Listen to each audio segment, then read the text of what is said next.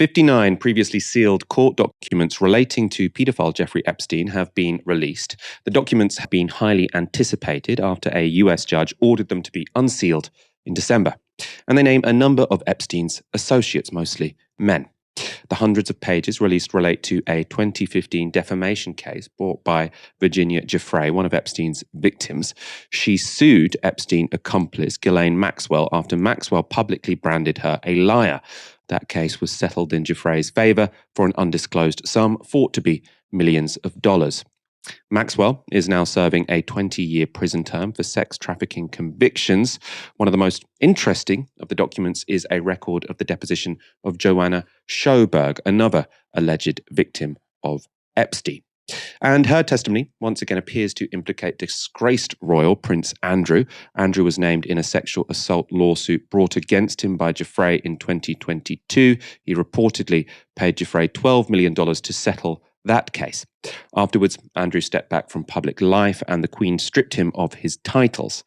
Here's what Sjoberg alleges about the prince in her deposition.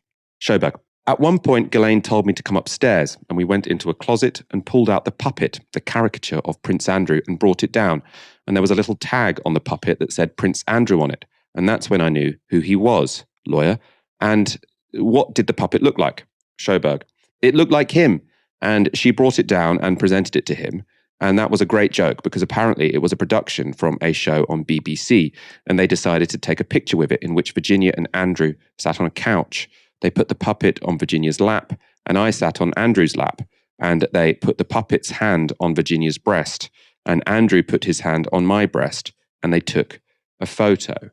Now that puppet is thought to be one of the Prince Andrew caricatures that featured on the BBC Spitting Image show. This is just one example of the puppets used to satirize Andrew on that program.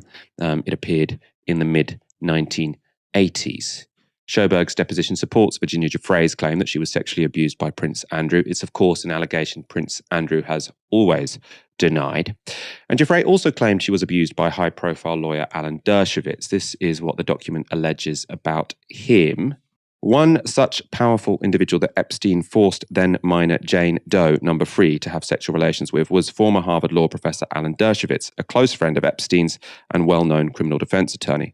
Epstein required Jane Doe, number 3, to have sexual relations with Dershowitz on multiple occasions or numerous occasions while she was a minor, not only in Florida, but also on private planes in New York, New Mexico, and the US Virgin Islands. In addition to being a participant in the abuse of Jane Doe, number 3, and other minors, Dershowitz was an eyewitness to the sexual abuse of many other minors by Epstein and several of Epstein's co-conspirators. Now, Jane Doe, number 3, has been identified in media reports as Virginia Giuffre. But since that deposition was given, Giuffre has withdrawn her claims against Dershowitz. In 2022, she dropped her lawsuit against the prominent lawyer, saying she may have made a mistake in her identification of him. And Dershowitz has released this statement since this latest release of documents. The documents prove my innocence. The woman who initially accused me subsequently stated that she may have misidentified me and she withdrew her lawsuit against me. I hope that all the documents are released, as I have always urged. Dershowitz also appeared on Fox News, where he made this rather bizarre argument. I understand all the feminist groups and the radicals who think this is the worst thing in the world, that anybody ever had any contact with Jeffrey Epstein. Where are all those radical feminists when it comes to the Hamas rapes of young Jewish girls, sexual abuse, beheadings? They are quiet. They are silent.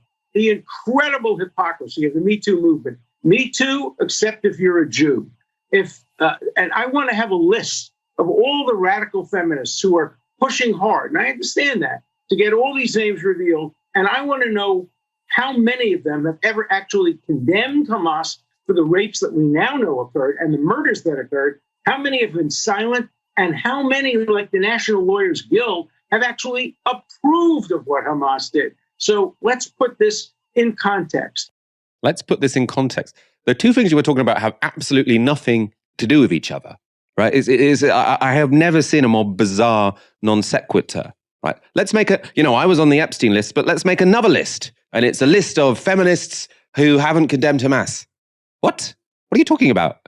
Dershowitz is set to, apparently, it's been reported that Netanyahu wants him to represent Israel in the International Court of Justice to defend them against claims of genocide. So I don't know if Dershowitz is going to be sort of putting forward arguments of that standard. I know he recently wrote in a conservative magazine, Compact, that it can't be genocide because there aren't gas chambers like in the Holocaust, which is not a particularly valid legal argument.